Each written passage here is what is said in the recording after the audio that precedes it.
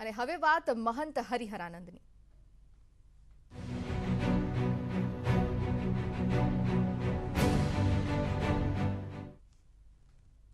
ભારતીય આશ્રમના ગુમ સાધુ હરિહરાનંદ સ્વામીની ભાળ મળી આવી છે। વડોદરા પોલીસે સાધુ હરિહરાનંદ સ્વામી અંગે મોટો દાવો કર્યો છે। સાધુ હરિહરાનંદ સ્વામી મહારાષ્ટ્રમાં સલામત હોવાનો દાવો કરવામાં આવી રહ્યો છે। વડોદરા પોલીસ સ્વામીને લેવા માટે મહારાષ્ટ્ર જવા માટે રવાના થઈ ગઈ છે।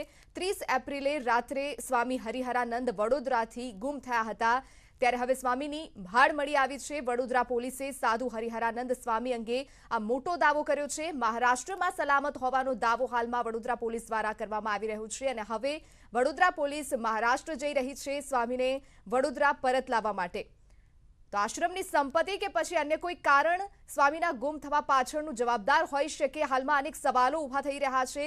જો કે હાલમાં હરિહરાનંદ સ્વામીની ભાળ તો મળી જ ગઈ છે, પરંતુ શું કારણથી તે ગુમ થયા હતા તે અંગેના સવાલો હાલમાં ઉઠી રહ્યા છે। અનેક મોટા ખુલાસાઓ ધીરે ધીરે થઈ રહ્યા છે। હાલમાં સાધુની ભાળ મળી રહી છે, ત્યારે વડોદરા પોલીસે સાધુ અંગે આ ખૂબ જ મોટો ખુલાસો કર્યો છે।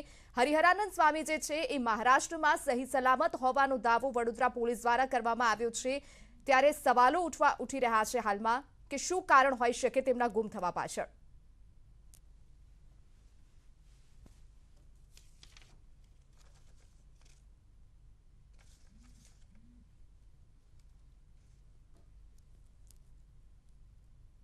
તો હાલમાં સંવાદદાતા અંકિત અમારી સાથે જોડાઈ ગયા છે વડોદરાથી। જે અંકિત, હાલમાં સ્વામીની ભાળ મળી ગઈ છે તેવા દાવા કરવામાં આવી રહ્યા છે વડોદરા પોલીસ દ્વારા। હાલમાં સ્વામી ક્યાં છે અને સૌથી મોટો સવાલ એ કે વડોદરાથી જે ત્યાં ચોકડી પાસેથી જ્યાંથી ગુમ થયા હતા ત્યાંથી તેઓ નાસિક પહોંચ્યા કઈ રીતે તે મોટો સવાલ છે। મહારાષ્ટ્રમાંથી તેઓની ભાળ હાલમાં મળી આવી છે।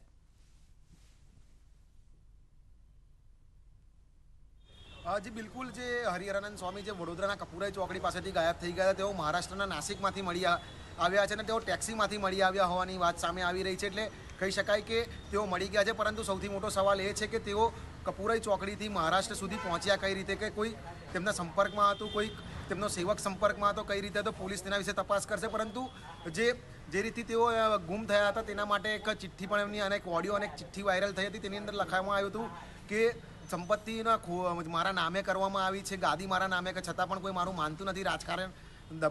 રાજકારણિક દબાવ આવી રહ્યા છે અને સાથે જે બીજા સેવકો છે તે પણ તેઓનું માનતા નથી, તેથી હું જતો રહું છું તેવું ચિઠ્ઠીમાં વાત લખેલી હતી। પરંતુ એ ચિઠ્ઠી શું તેમને જાતે લખી હતી કે બીજા કોઈ લખેલી હતી, સૌથી મોટો સવાલ છે। જો કે હરિહરાનંદ સ્વામીને વડોદરા લાવવાના પ્રયાસો ચાલી રહ્યા છે પોલીસ દ્વારા તેમને ટૂંકા સમયમાં વડોદરા લવાશે। વડોદરા આવ્યા બાદ હરિહરાનંદ સ્વામી કપૂરાઈ ચોકડીથી મહારાષ્ટ્ર કેવી રીતના પહોંચ્યા, ત્યાં સુધી કેવી રીતના ગયા, તમામ વસ્તુના જે જવાબો મળશે। પરંતુ પોલીસે 9 ટીમો બનાવી હતી, 9 ટીમો બનાવીને કામગીરી ચાલી રહી હતી। તે દરમિયાન જ જે છે તે હરિહરાનંદ સ્વામી મહારાષ્ટ્રના નાસિકમાંથી મળ્યા હોવાની વાત સામે આવી છે। તેથી અને પોલીસ સાથે પણ વાત કરતાં ખબર પડી છે કે તેઓ હજી બિલકુલ સાચી વાત છે કે તેઓ મહારાષ્ટ્રમાંથી મળી આવ્યા છે અને બિલકુલ સહી સલામત છે તેવું પોલીસ દ્વારા કહેવામાં આવ્યું છે। એટલે હવે જ્યારે હરિહરાનંદ સ્વામીને જ્યારે વડોદરા લાવશે ત્યારે જે સમગ્ર જે શંકાઓ છે, જે પ્રશ્નો છે તેના ઉત્તર મળી શકે તેમ છે। જી બિલકુલ અંકિત, શું લાગી રહ્યું છે, કારણ કે આમાં બીજો એક વિવાદ પણ સામે આવ્યો છે, ખુલાસાઓ મોટા થઈ રહ્યા છે। બીજો એક વિવાદ સંપત્તિનો પણ સામે આવી રહ્યો છે કે નકલી વિલ બનાવવામાં આવી હતી,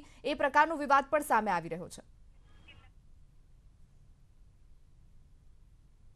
બિલકુલ, બાપુએ પોતાના વિડીયોની અંદર જ કહ્યું કે પોતાની નકલી વિલ બનાવવામાં આવી રહ્યું છે, તેના ઉપર જ એમને દબાણ આપવામાં આવી રહ્યું છે, દબાણ આવી રહ્યું છે, રાજકારણિક દબાણ આવી રહ્યું છે। છતાં અને જે તેમના બીજા અનુયાયીઓ તે તેમની વાત માનતા નથી। જ્યારે એમના ગુરુ ગુજરી ગયા ત્યારબાદ તેમની જે ગાદી છે તેમને હરિહરાનંદ સ્વામીને આપવામાં આવી હતી, છતાં પણ તેમનું આશ્રમમાં કોઈ માનતું નહોતું તેવા આક્ષેપો પણ તેમને કર્યા હતા। અને ત્યારબાદ તેઓ જે છે તે વડોદરા એક સેવકના ત્યાં આવ્યા હતા, સેવકને ત્યાંથી આવ્યા બાદ તેઓ ગાયબ થઈ ગયા હતા। જોકે સમગ્ર મામલે વાડી પોલીસ સ્ટેશનની અંદર જાણવાજોગ ફરિયાદ નોંધાઈ હતી। પોલીસે 9 ટીમો કામે લગાડી હતી અને ત્યાં હાલ જે છે તે બાપુની ભાળ જે મળી છે નાસિકમાંથી મળી છે। હવે બાપુને જ્યારે પરત લાવવામાં આવશે, પોલીસ તેમની પૂછપરછ કરશે, ત્યારે જ સમગ્ર મામલે જે છે તે ખુલાસા થઈ શકશે કે સાચું કારણ શું હતું તેમનું ગુમ થઈ જવા પાછળનું। જી બિલકુલ, આપ જોડાયેલા રહેશો અમારી સાથે। સંવાદદાતા હરમેશ પણ અમારી સાથે જોડાયેલા છે। જી હરમેશ, હાલમાં શું વધુ વિગતો મળી રહી છે સ્વામીને લઈને, અને જુનાગઢ જે છે ત્યાં હાલમાં કેવા પ્રકારની ગતિવિધિઓ ચાલી રહી છે?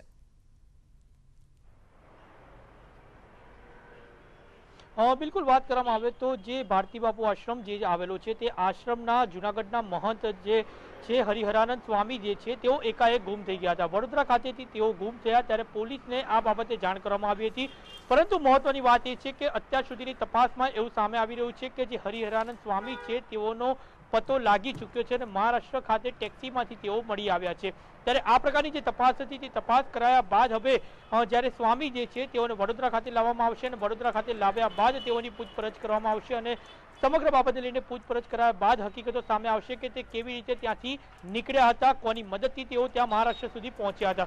કારણ કે સ્વાભાવિક રીતે જ્યારે કોઈ પણ સ્વામી હોય છે અને કોઈ પણ મહંત હોય છે ત્યારે તેમના સેવક અને અન્ય જે લોકો હોય છે તેઓ તેમની સાથે હોય છે. કોઈ પણ કાર્યક્રમ હોય તો પણ તેઓ તેમની સાથે હોય છે. ત્યારે આ જે મહંત છે હરિહરાનંદ સ્વામી જે છે તેઓ જે રીતે ગુમ થયા હતા તેમાં ક્યાંક ને ક્યાંક તેમની સાથેના લોકો છે તે લોકો પણ આ બાબત જાણતા હોઈ શકે તેવું પોલીસનું માનવું છે. કારણ કે જે રીતે તમામ જગ્યાઓ પર તેમના જે સાથીદારો હોય છે તે તમામ લોકો સાથે હોય છે ત્યારે આ ઘટના જ્યારે બની હતી ત્યારે તેઓ સેવકના ત્યાં ગયા હતા અને સેવકને ત્યાંથી તેઓ નીકળ્યા હતા અને ત્યારબાદ તેઓ ગુમ થયા હતા.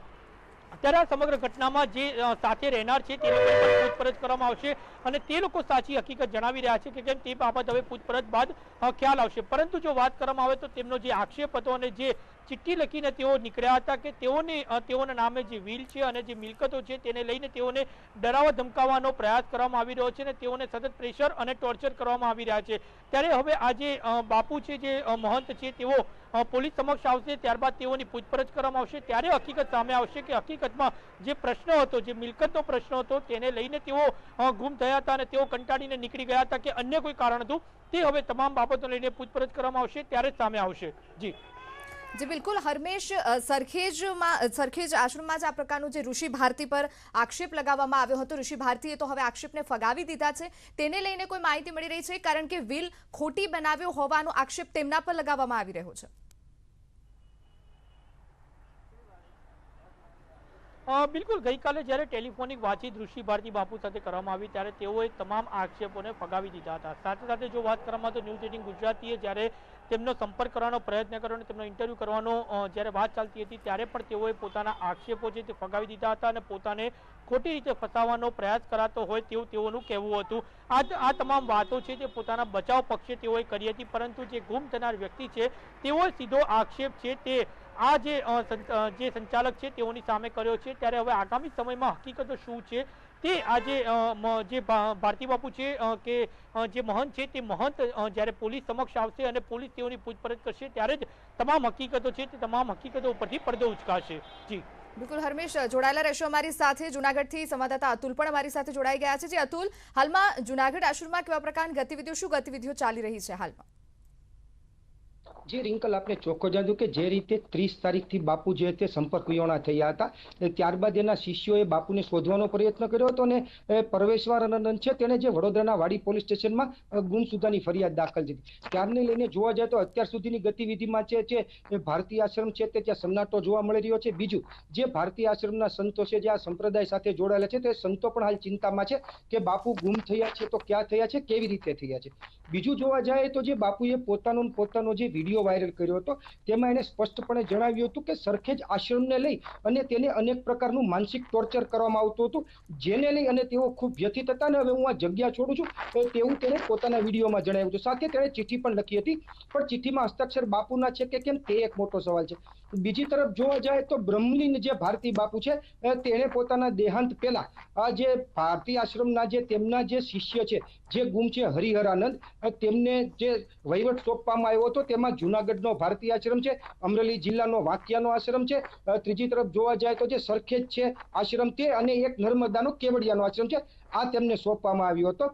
ત્યારે જે ઋષિ ભારતી છે કે જે પણ હરિહરાનંદના શિષ્ય છે તે હાલ સરખેજ આશ્રમનો વહીવટ કરી રહ્યા છે. તેણે એવું કહ્યું હતું કે મને આ વહીવટ સોંપી દો, મને સરખેજ આશ્રમ સોંપી દો, એવું હરિહરાનંદ બાપુએ જણાવ્યું હતું. પણ ગઈકાલે 2010માં બનેલું એક વ્હીલ સામે આવ્યું છે જેમાં સ્પષ્ટપણે ઉલ્લેખ છે કે સરખેજ આશ્રમનો વહીવટ છે તે ઋષિ ભારતી બાપુ કરશે.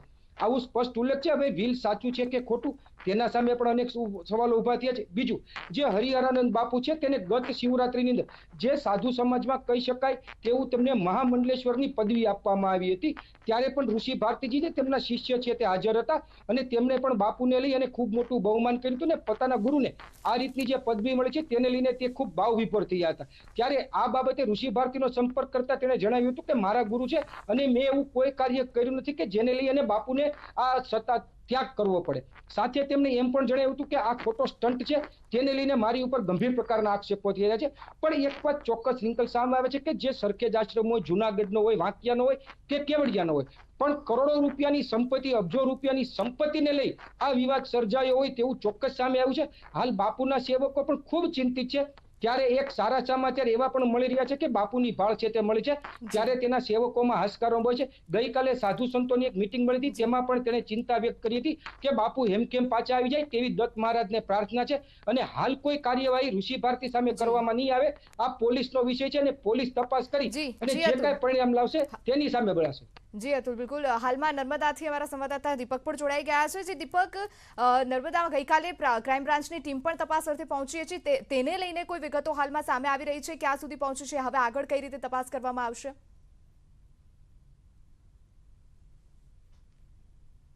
બિલકુલ કહી શકાય કે જે ગોરા ખાતે જે ભારતીય આશ્રમ આવ્યો છે, તો હું દ્રશ્ય બતાવીશ કે જ્યાં ભારતીય આશ્રમ છે અને આ ભારતીય આશ્રમમાં ખાસ કરીને જે હરિહરાનંદ જે બાપુ હતા, જે અહીં રહેતા હતા અને જેઓ ગુમ થયેલા છે, જે કહી શકાય કે જે મિલકત છે એમની એ મિલકતનો પણ વિવાદ સર્જાયો છે, એક દસ્તાવેજ પણ ખોટો સામે આવ્યો છે. ત્યારે જે હરિહરાનંદ બાપુ છે, જે બાપુ હાલ તો અહીંથી જાણવા મળ્યું છે કે મહારાષ્ટ્રમાં છે અને મહારાષ્ટ્ર ખાતેથી જેમની જાણ થઈ છે. એટલે પોલીસ જે ગઈકાલે પણ નર્મદા જે સિટી પોલીસ છે, નર્મદા સિટી પોલીસ પણ અહીં તપાસમાં આવી હતી અને આ તપાસ દરમિયાન જેઓએ ડ્રાઈવરથી માંડીને અહીં જે સાધુ સંતો રહે છે એ સાધુ સંતોના પણ ખાસ કરીને જે સંપર્ક કર્યો હતો અને એમની પૂછપરછ કરી હતી.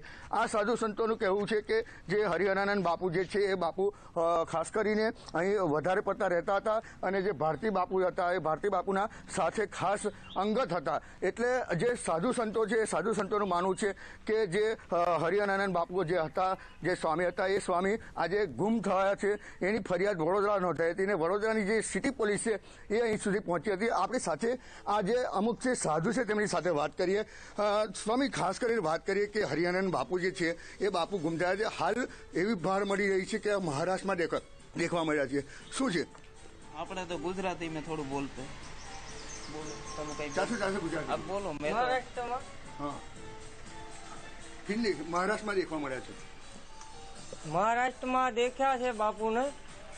અત્યારે તો વડોદરા પોલીસ સ્ટેશને આવશે, ત્યાં આવીને બધું એ મામલા પૂરા કરકે इधर आएंगे केवड़िया गोरा आश्रम.